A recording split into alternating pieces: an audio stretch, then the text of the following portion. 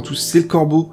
Une petite vidéo pour vous présenter le contenu de la boîte d'extension Le Seigneur des Anneaux, Habitants des Ténèbres, une boîte d'extension donc pour le jeu Le Seigneur des Anneaux, Voyage en Terre du Milieu, boîte d'extension qui nécessite d'avoir le jeu de base, Le Seigneur des Anneaux, Voyage en Terre du Milieu, ainsi que la première grosse boîte d'extension, Le Seigneur des Anneaux, Sombre Chemin. C'est clair pour tout le monde? Bon, alors on commence. Toute petite boîte, hein, vous le voyez, avec juste 3 figurines et quelques cartes, on va regarder tout ça.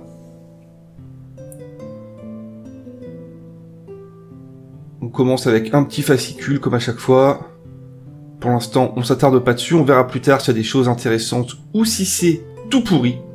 On peut voir qu'il y a écrit de nouvelles règles, c'est peut-être intéressant ça, si on a des nouvelles règles pour le jeu, c'est toujours sympa. Et maintenant, on s'attelle à regarder les cartes. On en a 9. Donc c'est pas compliqué, on a 3 nouvelles armes, des couteaux, il me semble. On a 3 nouveaux objets, des diadèmes, je crois. Et 3 nouvelles cartes titres. Je vous fais un petit plan pour ceux qui veulent mettre sur pause, voilà, vous pouvez tout voir. Pendant ce temps, je vous dis de pas hésiter à vous abonner, à rejoindre le Discord, surtout j'essaie d'organiser un petit concours de peinture en ce moment. On n'est pas assez nombreux, il nous faut des peintres, débutants, pros, on s'en fout. Si vous aimez peindre des petits bonhommes, venez sur le Discord, le lien est dans la description. Et maintenant, on va voir ce qui nous intéresse le plus, bien sûr, les figurines. 3 figurines, donc, pour une boîte qui coûte 15 €, franchement, c'est assez raisonnable, je trouve. On connaît bien pire chez d'autres marques, hein, qu'on ne citera pas. La première, c'est Ursa.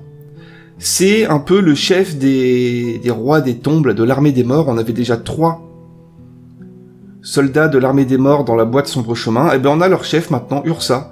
Voilà, les 3 soldats ressemblaient à ça. Donc on va peindre gentiment Ursa, il va rejoindre ses petits copains, et c'est toujours sympa d'avoir un peu de variété. Ensuite, on a le suppléant de Morgoth, donc sûrement un orc, hein, vu ses oreilles pointues. Une figurine que je trouve assez jolie, même si on a encore ce doigt tendu vers l'avant. On avait déjà ça sur des gobelins dans la boîte de base. FFG, l'éditeur du jeu, aime bien les doigts. Voilà, pas de commentaire sur cette phrase. Mais une figurine plutôt sympa, quoi, avec sa masse, j'aime bien. Et le gros morceau, c'est Oli. Voilà, Oli. Un troll des cavernes, très certainement. Qu'on rencontrera au fil de nos aventures dans ce jeu, hein. Ces 3 personnages étant des boss, en quelque sorte.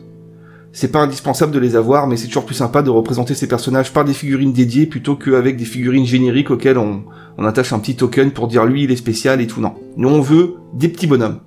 Donc lui il est cool, hein, vraiment. Il est bien dynamique avec ses chaînes là.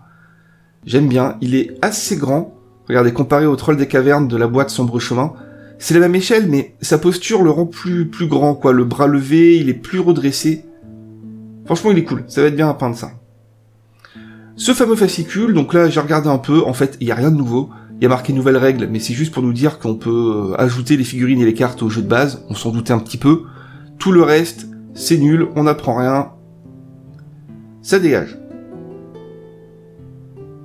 Et voilà, les gars. Cette vidéo est finie, c'était rapide, mais ceux qui veulent voir le contenu de la boîte pourront le faire. Je n'ai plus rien d'autre à faire que de disparaître. Amusez-vous bien.